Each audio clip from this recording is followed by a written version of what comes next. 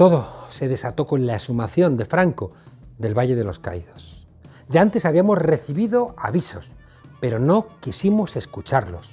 Dios, no lo olvidemos, escribe recto con renglones torcidos. Si escucháramos más a la radio de la conferencia episcopal, entenderíamos más cosas. O si leyéramos los tuits de Chiquilicuatre, de la Mofeta Albina o de Alvise Pérez, da igual que sean casi todos mentira. Dios nos habla, pero hemos desterrado nuestro oído musical para alcanzar la eternidad. Si estuviéramos atentos, entenderíamos que fue la moción de censura contra Rajoy la que le abrió la puerta al anticristo, la que sentó a Pedro Sánchez en la presidencia del gobierno junto con el otro. Pero Belcebú nunca viene solo. El Nuevo Testamento unificó a todo el infierno en la figura del diablo. Vamos a simplificar, venga. Por eso algunos preferimos el Antiguo Testamento, que da menos espacio a las mariconadas de los panes y los peces, lo de poner la otra mejilla, lo de amar al prójimo como a ti mismo, mariconadas de débiles que no tienen la fuerza para resistir las amenazas de las tinieblas. Satanás, Belcebú, Lucifer, demonio, príncipe de las tinieblas, maligno, son expresiones plurales de un mal que es plural como el pecado.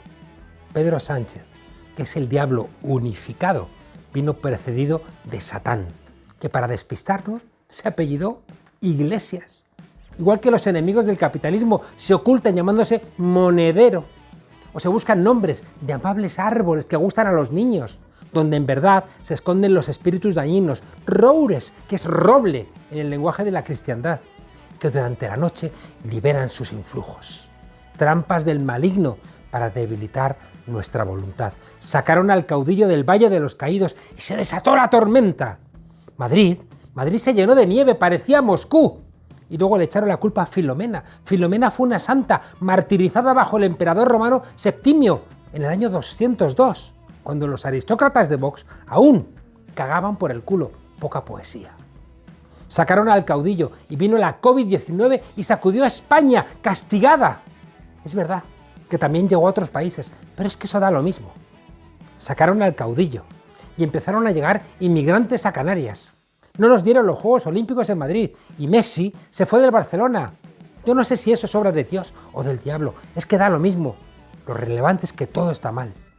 Ese helicóptero trasladando la gloria de España por el aire es responsable de que la oposición venezolana se presente a las elecciones con Maduro y de que Guaidó pueda terminar trabajando en un McDonald's en Manhattan, porque si se gasta el dinero que ha robado, le pueden pillar los federales, que también son el anticristo.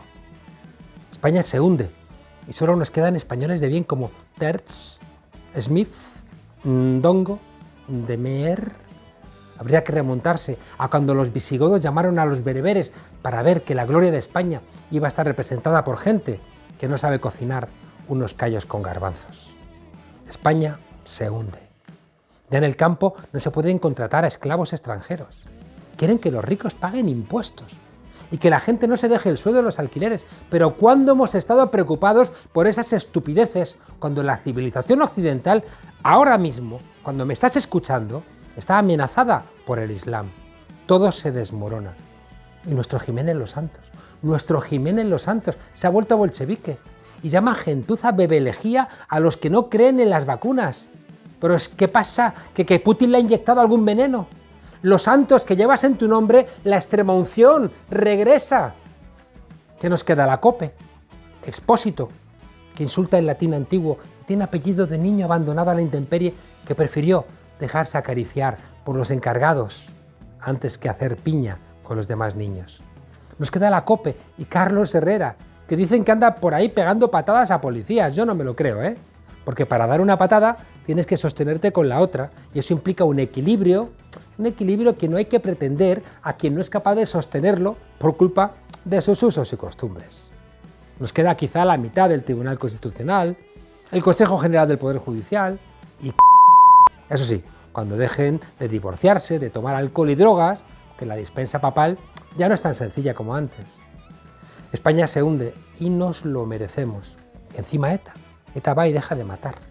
A ver cómo justificamos todo lo que está pasando. Llegó Sánchez y Pablo Iglesias y todo empezó a ir mal. Y como dicen en Nostradamus, el antipapa será una mujer. Y resulta que hoy hay una nueva maligna, Yone Belarra, que tiene en su nombre las R's de Aquelarre de Navarra. sitio de brujas, de brujas. Después del anticristo, recordad, viene una anticristo. Todo por sacar al caudillo de donde nunca tenía que haber salido. Arda España por los 4 costados. ¿Por qué? Pues porque nos lo merecemos.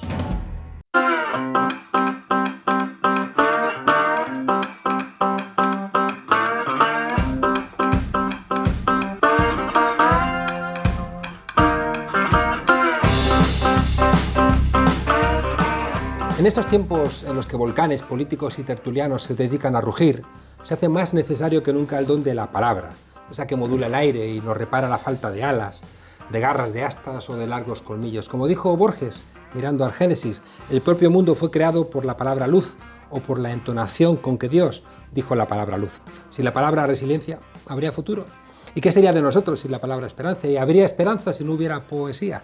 Democracia, libertad, justicia son palabras que han costado sangre y que hoy están en las constituciones gracias a ese esfuerzo.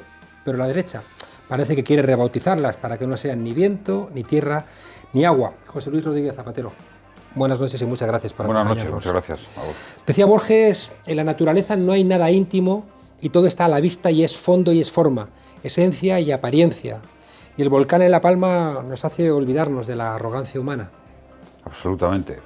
Se vuelve a afirmar un principio que nunca hay que perder de vista, y es que la naturaleza siempre gana. Es un principio evidente y que tenemos que ser muy conscientes de nuestra, todavía, a pesar del gran desarrollo civilizatorio, de nuestra limitación como seres humanos, que tenemos esa cierta tendencia a la soberbia. Su amor por las Islas Canarias hace más doloroso aún lo que está ocurriendo en La Palma. Lo estoy comprobando estos días, siguiendo muy de cerca la catástrofe, porque pienso que habría muy poca gente, muy pocos pueblos, que estuvieran reaccionando con tanta serenidad, con tanta comprensión de la durísima tragedia que están viviendo, que es perder, menos la vida, todo lo que rodea una vida. Eso es muy fuerte. Y lo estamos viendo. Sí, tengo una gran admiración por las Islas Canarias, por todas. En concreto, La Palma es quizá uno de los parajes más bonitos que he conocido en mi vida. Me parece una belleza enorme. Y hago una reflexión que conviene hacerla en este momento, ¿no? Más allá de la solidaridad intensa. Creo que el Estado, los poderes públicos, están hasta ahora dando una respuesta adecuada. Es muy difícil en una catástrofe de estas que podamos, de momento, tener la tranquilidad moral de que no ha habido víctimas, y estoy convencido que todo el apoyo y la ayuda para rehacer esas vidas será, una vez más, vamos a poner a juego cómo es nuestro Estado y cómo es nuestros servicios públicos. Sí, hay un elemento también del dolor que se convierte en solidaridad y se convierte en nación. Es decir, que si te duele, ¿no?, lo que pasa en La Palma, igual es que existe, ¿no?, esto que llamamos España.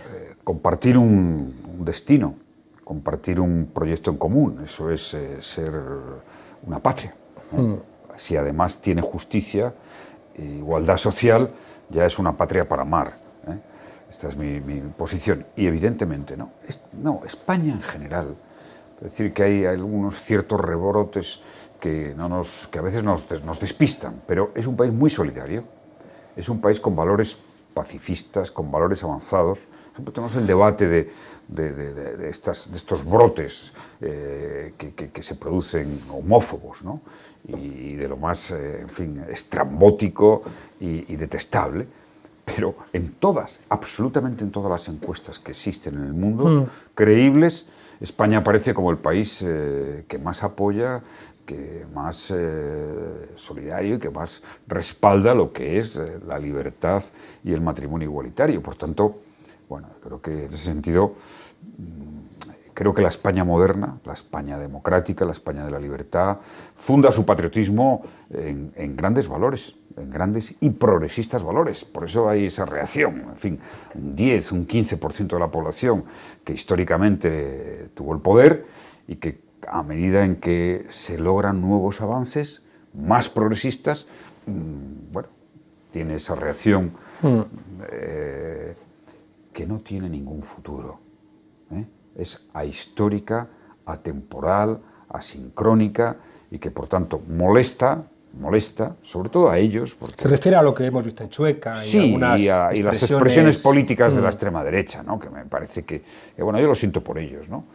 No puedan disfrutar la vida y tener una visión abierta y comprensiva de la igualdad y la libertad que da salud y felicidad.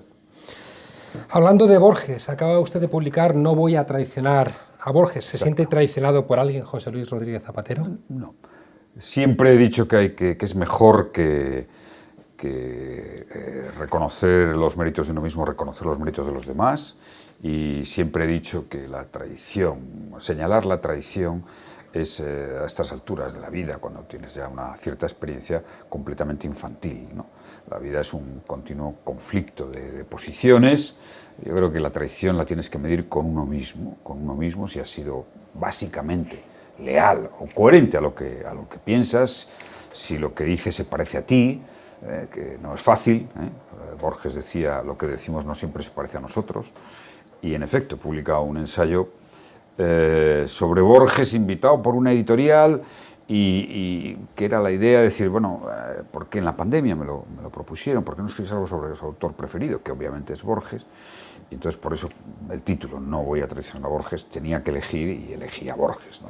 Con todo lo que representa, que me ha aportado momentos de gran felicidad, las lecturas y relecturas, momentos de entender los grandes temas de la metafísica que afectan a nuestra vida, y de disfrutar la belleza de la palabra.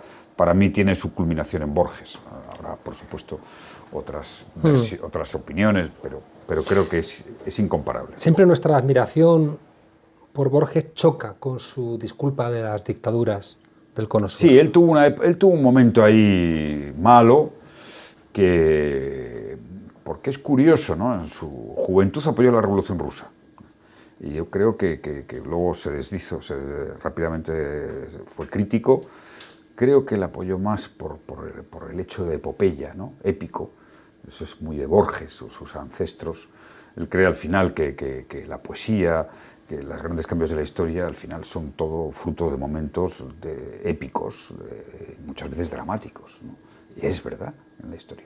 Yo creo que tiene esa visión, y le lleva a apoyar a la dictadura, aunque luego al final él apoyó los movimientos a favor de los desaparecidos de Argentina, su antiperonismo, ¿no? O sea, yo creo que fue el único punto no muy racional que yo vi en Borges, es un antiperonismo furibundo, militante, incorregible, ¿no? Había, yo creo, una cuestión personal, ¿no? Porque él tuvo ahí un enfrentamiento. Pero bueno, más allá de eso, Borges nunca intentó hacer ideología ni política con su obra. Estas son declaraciones, ¿no? Él siempre defendió, por encima de cualquier doctrina, que el arte, que la literatura, que la creación tenía que ser pura, entre comillas, y se separaba perfectamente. Yo le he visto explicar y defender, le lees brillantemente, doctrinas en las que no creía, filosóficas, pero lo hace con una maestría. Esa frase que tiene, que dice, Hume demostró que los argumentos de Berkeley son irrefutables, pero no producen ninguna convicción. Bueno, para mí ese es Borges en esencia, ¿no? Y ese juego de decir, no, voy a escribir sobre la nueva refutación del tiempo, y hace todo un excursus de la que descreo, ¿eh? Sí, sí. Siempre estamos ahí, en ese Borges de la duda. Él dijo que la duda es el nombre de la inteligencia, ¿no? Entonces, bueno, pues eso me parece intelectualmente de un atractivo, más allá de la belleza literaria, extraordinario, ¿no? Yo lo ensayo con modestia, digo que al final, de todas las historias de la historia de la guerra, de la historia de la ciencia, de la historia de las ideas políticas, la más importante es la historia de la literatura, porque lo abarca todo. Al final, si uno lee literatura, acaba aproximándose, por supuesto, a la historia, por supuesto a la ciencia, por supuesto a los movimientos políticos. Por ejemplo, fruto de leer a Borges, buena parte de mi fascinación y conocimiento, que es previo siempre, ¿no?, por Argentina, está por leer a Borges. ¿eh? Y bueno, Claro. pues claro, es un canto y en fin, a la Siempre literatura, a mis los alumnos- libros.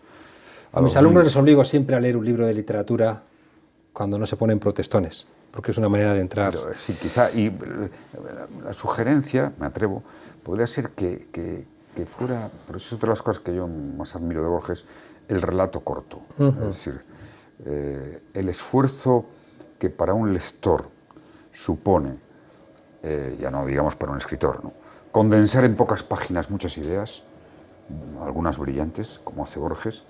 Eso es un ejercicio intelectual que produce una gimnasia impresionante. Yo soy muy partidario del relato corto y cada vez más descreo de las ideas que no caben en una frase. Genera menos enemigos que esos que nos entregan tochos de 700 páginas. Hablando de enemigos, ¿cómo andamos de enemigos? Porque decía Borges que uno debe escoger a sus enemigos porque terminamos pareciéndonos a ellos. Correcto, sí.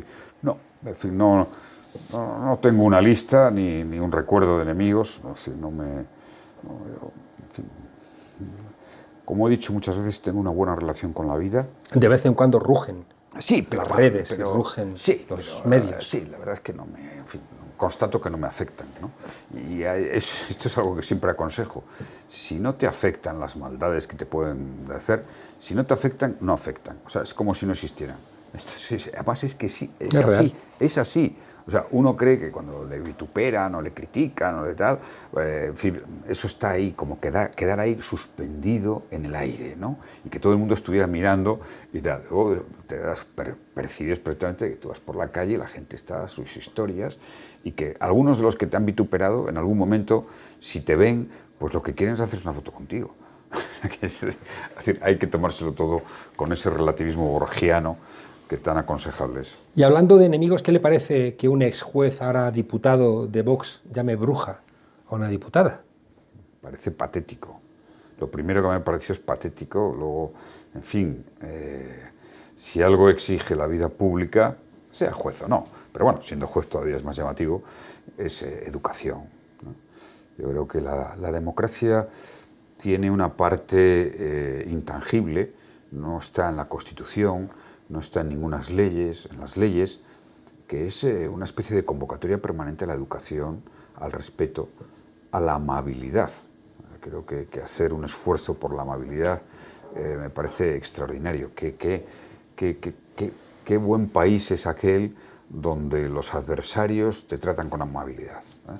Me parece que es un principio esencial. Por tanto, esto me parece completamente, antes lo decía, ahistórico, estos personajes que han surgido aquí con esto que se llama Vox y tal, ¿no? Me parece histórico. Yo, la verdad es que creo que no tiene ningún futuro, sinceramente, en la sociedad española, que es una reacción seguramente de aquellos, sobre todo por lo que veo, es una reacción muy machista, ¿no?, muy patriarcal, de la concepción patriarcal. Su centro, al final, entre comillas, ideológico, y más allá de la unidad de España y estas cosas, pero esa sensación de qué hacen todos esos hombres que antes estaban, bueno, a gusto consigo mismo, en una identidad que era machista, que era, por supuesto, la superioridad del hombre, que llamar maricón a la gente era como que eras más hombre.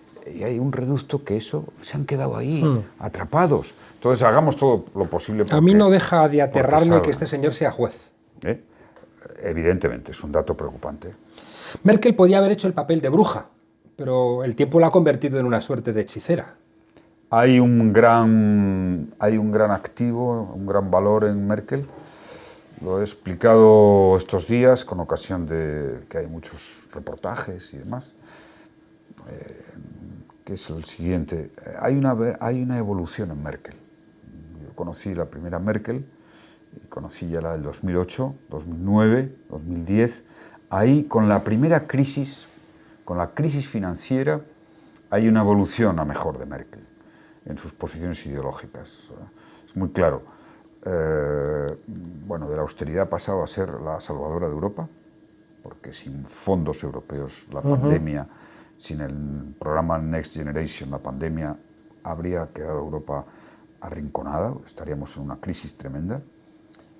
Y, bueno, acaba de pronunciarse como feminista, recuerdo una noche cuando en la Cancillería, en una cena, mi gobierno acababa de aprobar la ley de matrimonio homosexual y yo me preguntó, la expliqué, traté de convencerla, en aquel momento escuchó, pero no estaba decidida, pero tiempo después se pronunció y lo aprobó decididamente.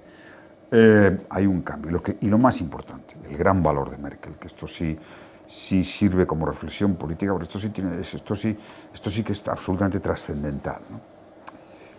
Desde 2008, en plena crisis financiera, 2008, 2009, 2010, ella nos expresaba a los líderes políticos de Europa, los presidentes y jefes de gobierno, que su gran obsesión, su preocupación era que la extrema derecha en Alemania quedara arrinconada, que no tuviera una subida preocupante, que no tuviera una influencia determinante en Alemania, porque eso sería el principio del fin de Europa, seguramente.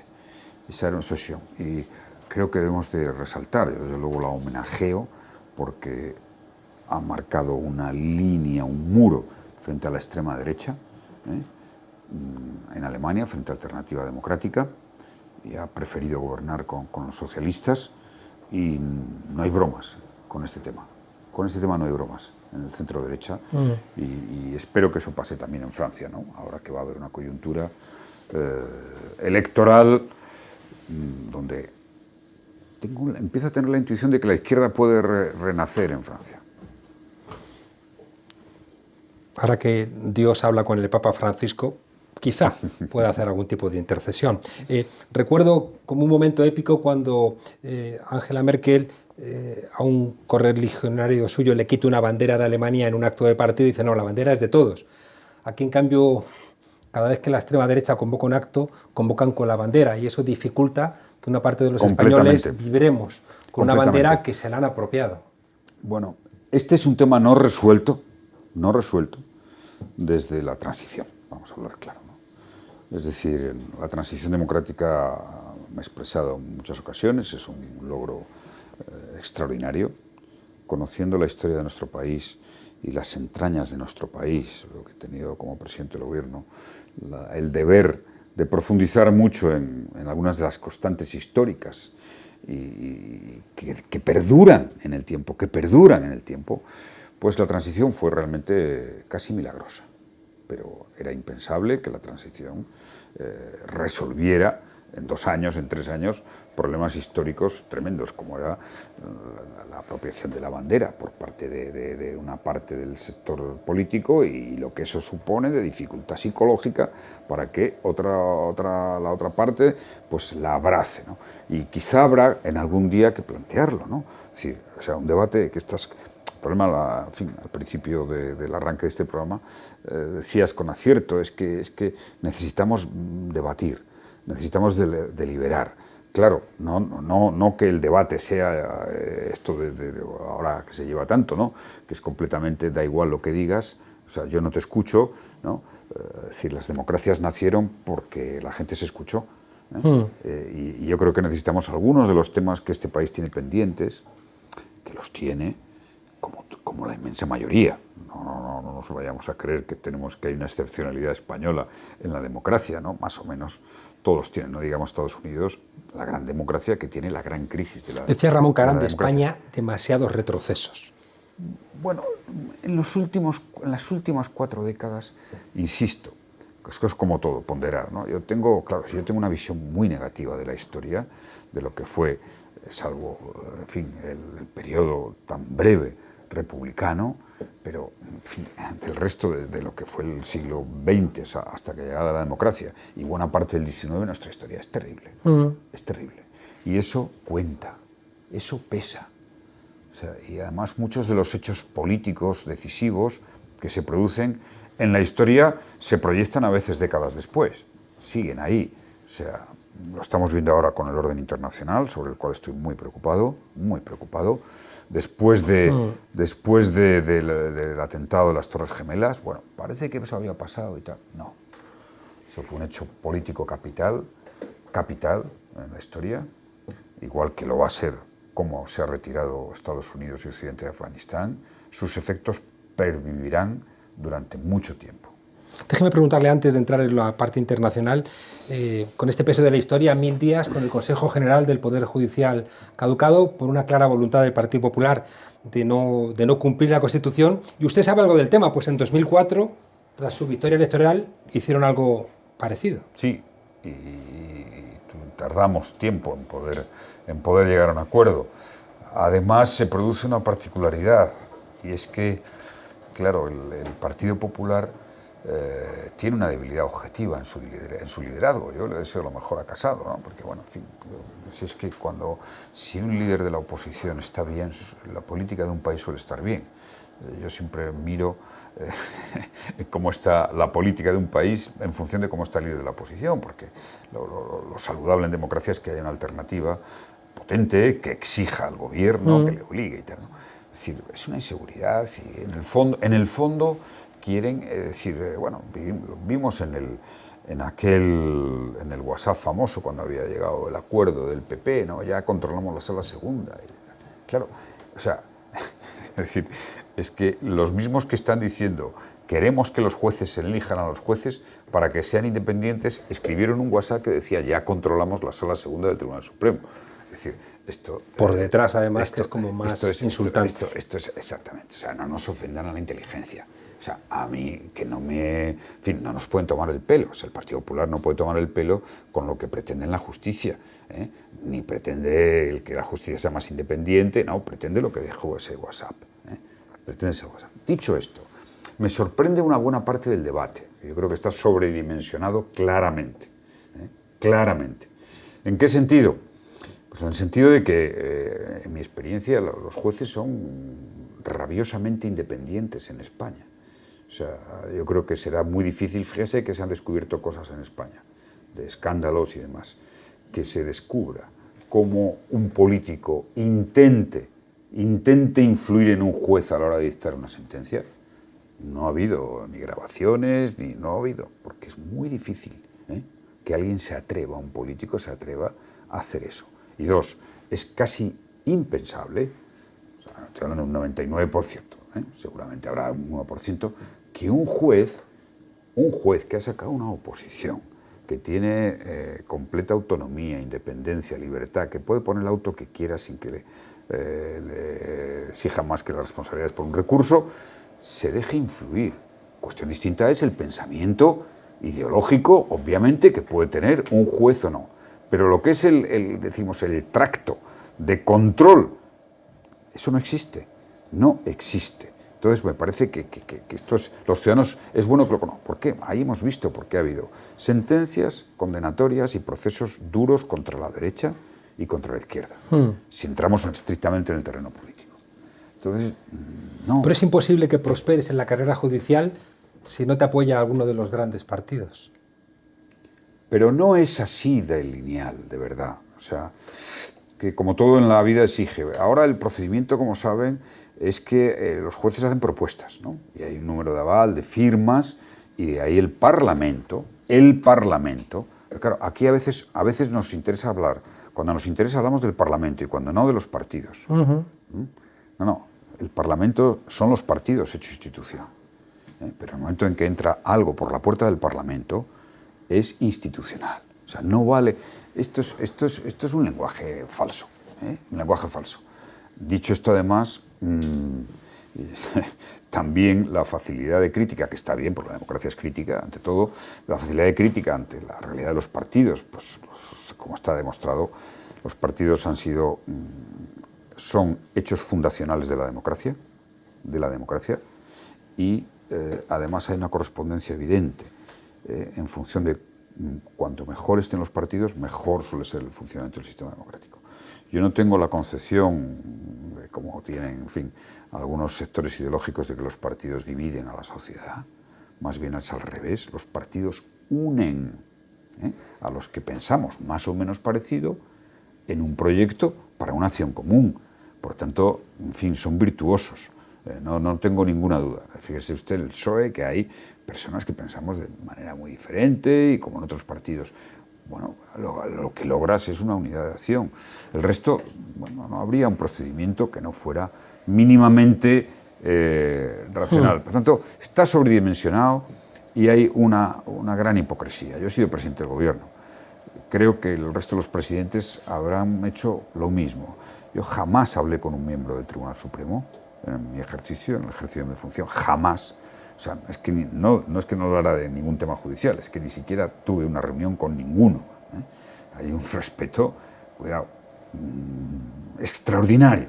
Créanme que esto es así.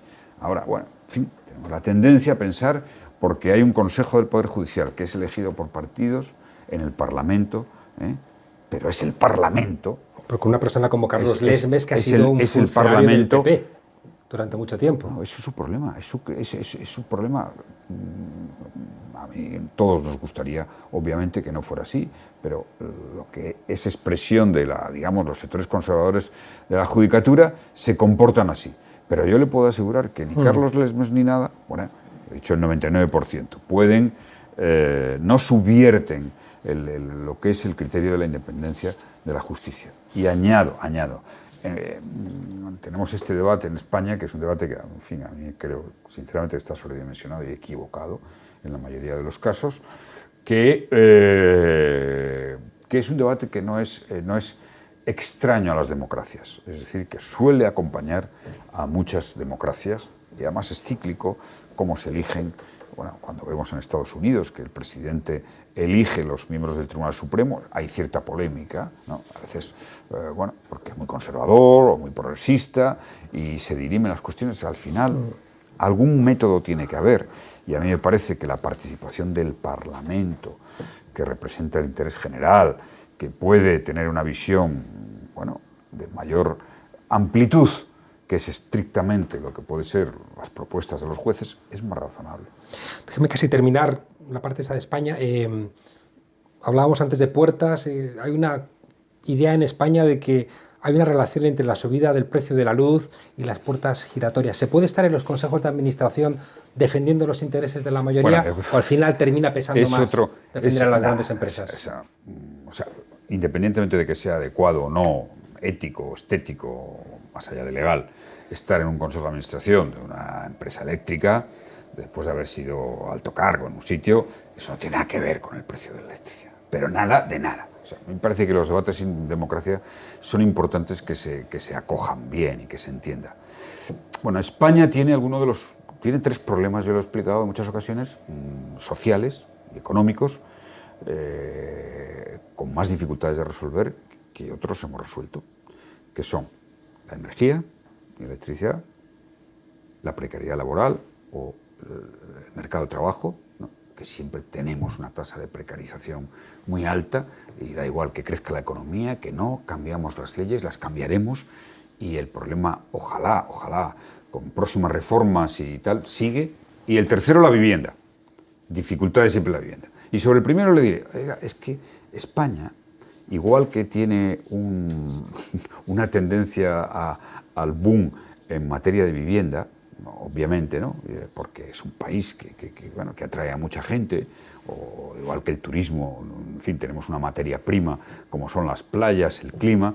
Nosotros tenemos una dependencia energética absoluta. No tenemos energía propia y tenemos muy poca energía nuclear, porque además acertadamente decretamos el parón nuclear. Yo cerré una nuclear que fue Garoña. Entonces, cuando tenemos una dependencia del exterior de gas y de petróleo para producir electricidad, y el gas sube en los últimos meses el 90% en el mercado internacional y el petróleo el 40%, bueno, sí, podemos hacer, de acuerdo, vamos a quitarle algo de beneficios a las eléctricas, que por cierto, también... 5.000 millones en un año no está mal. Sí, pero para el conjunto de lo que es el coste energético, que es muy alto, es decir, que fíjese, nosotros, yo recuerdo, me parece que el dato, puedo equivocarme en algo, ¿no? Pero España, el 1 de enero, tiene un déficit energético por el petróleo que tiene que comprar en torno a 80.000 millones de dólares. Y claro, yo que tuve un momento de la subida del precio del petróleo, había la angustia de que subiera el precio. Dicho esto, por supuesto, lo que está haciendo este gobierno, creo que es el gobierno que más ha hecho por controlar el precio de la electricidad, por poner límites a las compañías eléctricas. Claro, en un momento que va a tener una subida muy fuerte y que está en el límite, pero no hagamos un debate, no hagamos un debate falso. Es decir, y el precio de la electricidad está caro, muy caro en estos momentos en toda Europa, en la mayoría de los países europeos, los importantes, ha subido porque el precio internacional después de la pandemia ha tenido esa deriva. Pero si no nos hubiéramos puesto por testones, igual no hubiera habido cambios. Ahora viene el mensaje positivo, ¿no? Es evidente que nosotros tenemos una carrera contra el tiempo, que es lograr más producción de energías alternativas, de energías limpias, que cubran más la producción de electricidad. Tenemos el hándicap científico y de desarrollo tecnológico de la acumulación de energías, de las energías limpias, que como sabemos de las renovables, que es el gran tema. Pero eso está avanzando y yo creo que este es un problema de los tres que yo he definido, vivienda, empleo, energía, otros los hemos resuelto, sanidad, tengo una sanidad estupenda, infraestructuras en España como pocos países del mundo. O sea, tenemos, como todo, sí, hay un balance de grandes logros y de problemas no resueltos. Pero con mis amigos extremeños no están muy de acuerdo. En un periodo de 8 o 10 años tendremos un escenario mucho más positivo. Vamos a terminar, presidente.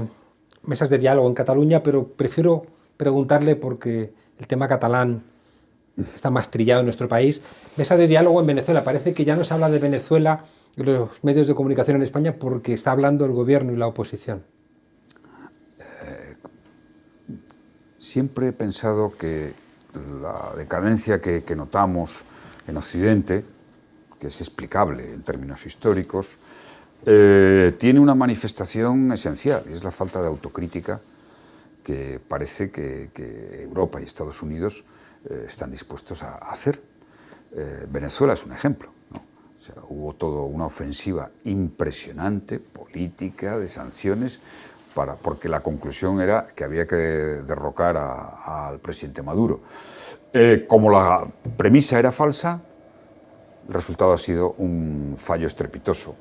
Y por tanto, pues ahora hay diálogo, que es, al final pues se han impuesto un poco las ideas que yo he defendido, a veces muy en solitario, y creo que el diálogo puede ir bien. Vamos a tener unas elecciones importantes el 21 de noviembre a gobernadores y alcaldes, participa toda la oposición, hay 100.000 candidatos, yo no sé si esto pasa en muchos regímenes autoritarios, ¿no? Hay 100.000 candidatos y anticipo, ¿no? Mi preocupación está ahora, en el día después de estas elecciones, si el PSUV, no el gobierno, el PSUV, que es otra cosa, el Partido Socialista Unificado de Venezuela, el partido de Maduro y de Jorge Rodríguez, gana esas elecciones. Diosdado, Cabello. Y Diosdado, gana esas elecciones. Va a haber, ojalá esté allí la observación internacional, ojalá estén allí todos los observadores, como yo he ido a varias elecciones, y sean testigos. Y el día después, si gana, me preocupa, si gana el PSUV, si gana el chavismo, para hablar claro, es decir, cuál va a ser la reacción de la oposición y si la comunidad internacional ¿cómo va a interpretar eso? ¿Cómo va a interpretar eso? Claro, este es un momento decisivo. Y yo creo además que todo lo que han hecho con Venezuela, lo que ha hecho Trump y Europa, que ha estado ahí, en fin, con esa especie de pereza, ¿no? De pereza y de dejarse llevar, que es un poco lo que le pasa a Europa en política exterior, pues cómo pues podían explicarse lo que está pasando en Latinoamérica, que el problema, ojo, no es ya solo que quieran desembarazarse de la OEA, o sea, de Estados Unidos, ¿no? Y quieran hacer un proyecto propio, que me parece estupendo. Es que tenemos que ver que yo creo que están, mirando dejar a Europa. Están cada vez un poco más distantes muchos sectores de Europa y eso nos debe preocupar. Yo sería más duro, más que pereza. Yo creo que Europa ha hecho el ridículo, porque ¿dónde está ahora Guaidó? ¿Qué pasa con esta figura a la cual reconocimos como presidente y no la hemos visto en el encuentro de la CELAC en México? Hemos visto al presidente Maduro. Sí, bueno, es evidente, ¿no? Pero eso es lo que digo. O sea, imagínese lo que yo he dicho en las cancillerías y en todos los debates sobre lo de Guaidó. Me parecía uno de los errores más graves que se podían cometer, porque además, claro, ponía en solfa la mínima legalidad internacional que venimos defendiendo, aunque ya quedó muy herida con la guerra de Irak, pero defendiendo la legalidad internacional y demás. Entonces, pero, en fin, mientras no veamos una autocrítica, Una autocrítica que no debe ser, en fin, para autoflagelarse, ¿no? Una autocrítica, digamos, como yo en algún momento con la administración americana, administración Trump, les dije, no saben ustedes qué es Venezuela, ni conocen Venezuela. Todavía ayer con un embajador europeo tenía esta conversación. Hay un desconocimiento profundo, que esto es lo que más me preocupa, de la historia desde la década de los 90, de cómo es el origen del chavismo, qué pasó en el 2002 con el golpe de Estado. Yo cada vez que tengo que recordar y veo que con sinceridad mi interlocutor no lo sabe, que en el 2002 hay un golpe de Estado de Carmona, que era el presidente de los empresarios, y de la cúpula empresarial, que dura no más allá de 24 o 48 horas, porque Chávez retoma el poder, pero ese día la mayoría de los que hoy son los líderes de la oposición democrática, que están, bueno, considerados como adalides y que han recibido premios, incluso, ¿no?, por tal, salen apoyando el golpe de Estado en un vídeo, que es que ese vídeo existe, esos hechos pasaron. Entonces es como yo no sé, a veces llego a pensar que aquello famoso del asesor de Trump, decir, no, es una realidad alternativa, pues se ha impuesto y bueno, si las democracias europeas y Estados Unidos, que está en una crisis muy profunda, pierde esa capacidad autocrítica, que yo creo que ha llegado el momento. Yo tengo la esperanza de que lo de Afganistán produjera un debate autocrítico. Si la salida va a ser que el 10% de la población del mundo, que somos Europa y Estados Unidos, intente garantizar la seguridad global sin contar con el 90% de la comunidad internacional, nos vamos a equivocar. No parece muy inteligente. La CELAC parece que ha dado un giro. Con López Obrador, en las encuestas vuelve a despuntar otra vez. Lula está viendo un giro a la izquierda, no solamente en América Latina, sino que quizá también en Europa, pese a que parece que el rugido daba a la de extrema derecha y a la derecha una presencia sobredeterminada. Dejando al lado las pasiones y gobernando el énfasis, como diría Borges, ¿no? Digamos que la democracia es cíclica, asumámoslo, es cíclica. Hay momentos de más fuerza de la izquierda y otros que la izquierda pierde y gana la derecha en diversas maneras. Siempre cuando conocí la política de Trump a fondo sobre Venezuela y la construcción del Grupo de Lima, vaticiné, está ahí, en fin, en las hemerotecas y el que me lo ha querido oír, que eso llevaría a abrir un ciclo progresista en Latinoamérica. En esas estamos. ¿De qué va a depender el éxito del ciclo progresista? Del éxito del proyecto de integración latinoamericana, en mi opinión. Y de estos buenos síntomas, estos buenos gestos que hemos visto en la Cumbre de CELAC México, se conviertan en un proyecto sólido, institucionalizador de la unidad de Latinoamérica. Esta es la clave para mí y, bueno, es muy de agradecer que México, que siempre había tenido una actitud en lo que es la integración latinoamericana, digamos, no muy apasionada, pues haya liderado. O sea, tengo una gran confianza en el canciller Marcelo Ebrard y, por supuesto, también el éxito anticipado de Lula. Ayer veía la última encuesta que me pasaban, de más de 20 puntos sobre Bolsonaro. Nos anticipa que ese proceso, porque veo a un Lula también más latinoamericano,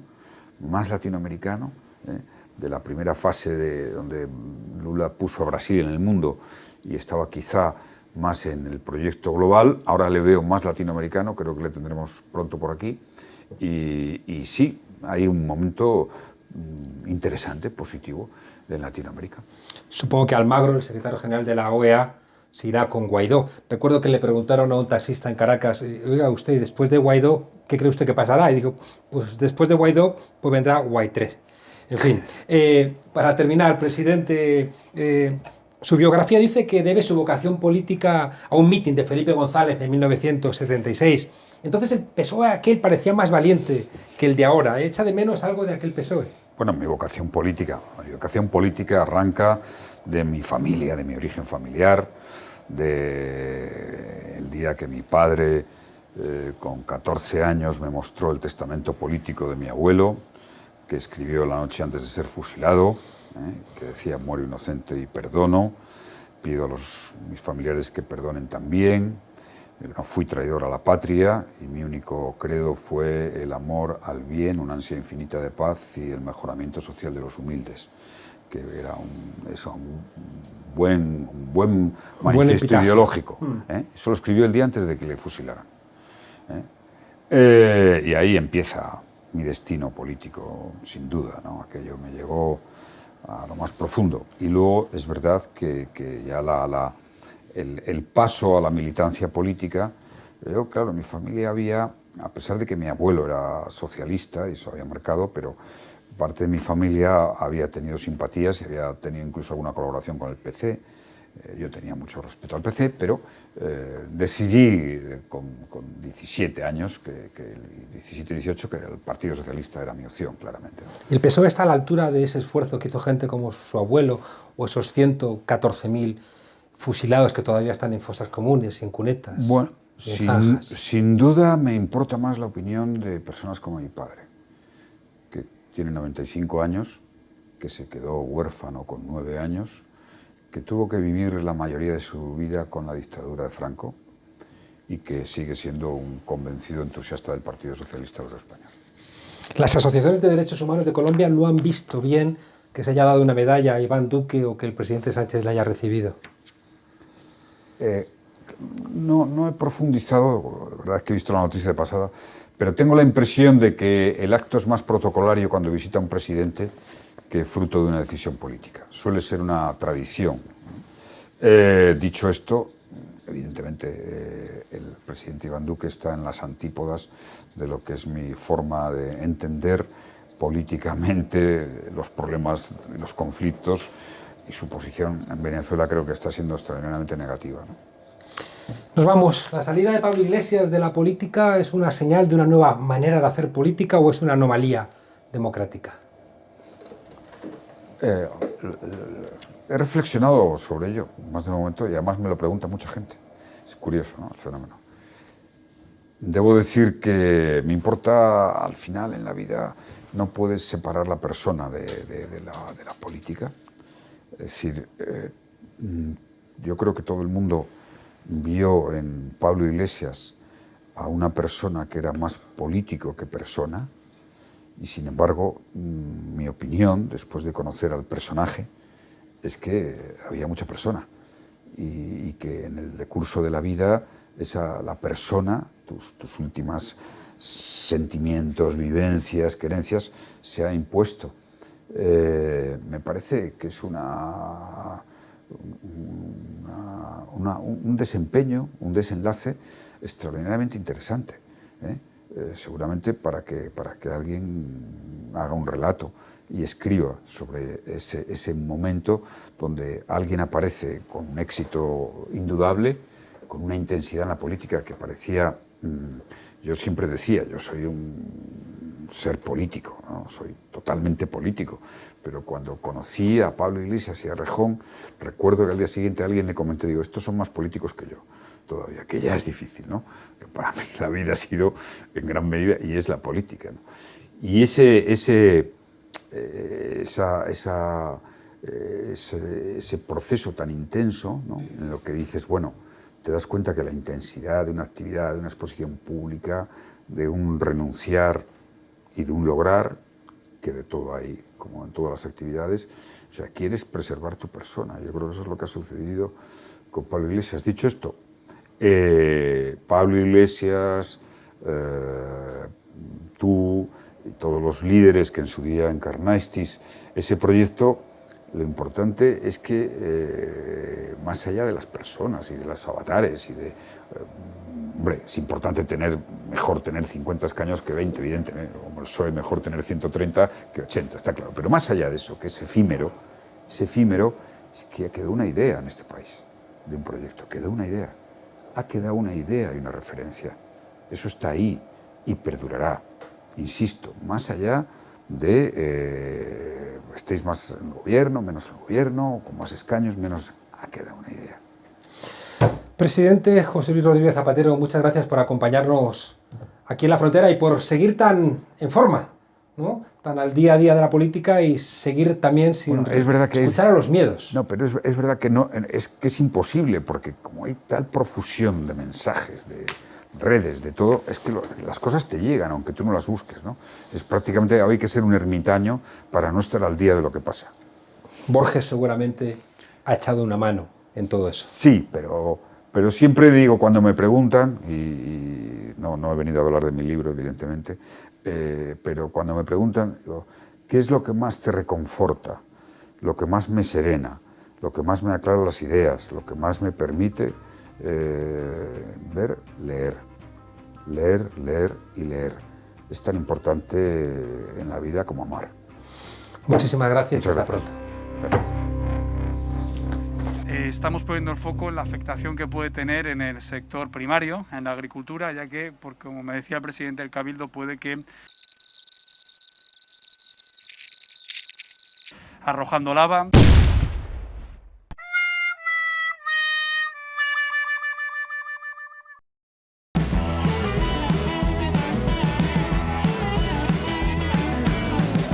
Sobredosis de fuego entre volcanes y diputados de la derecha. ¿Qué razón tenía Andy Warhol, un adelantado a su época, cuando predijo que en el futuro todo el mundo sería famoso durante 15 minutos? José María Sánchez García, retrasadito a su tiempo, juez de esos que inspiran enorme confianza, diputado de Vox por Alicante, ejemplo de todo esto.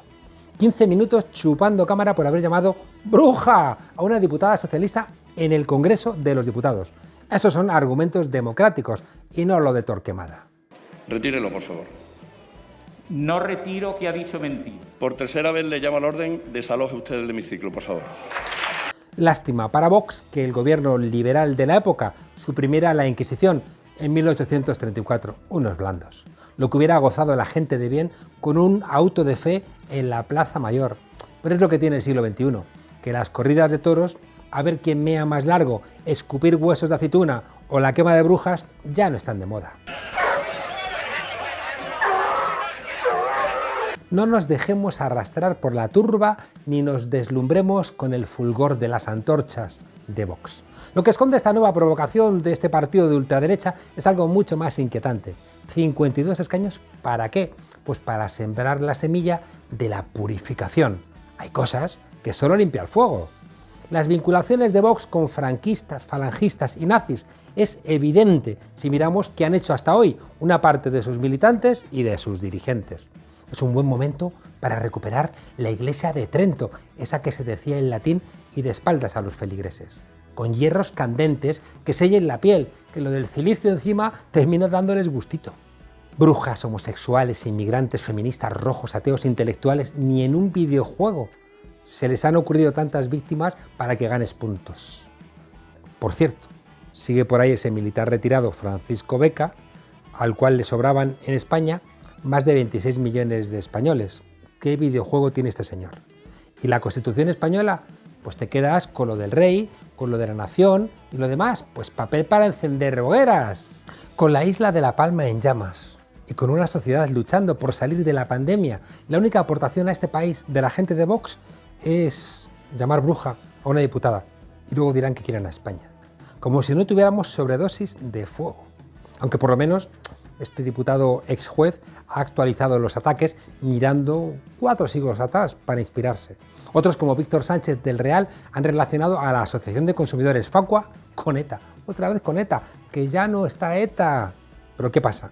¿Que ahora van a empezar a preocuparse por la verdad? No, hombre, no. El de bruja, por lo menos, reconozcámoselo, ha innovado.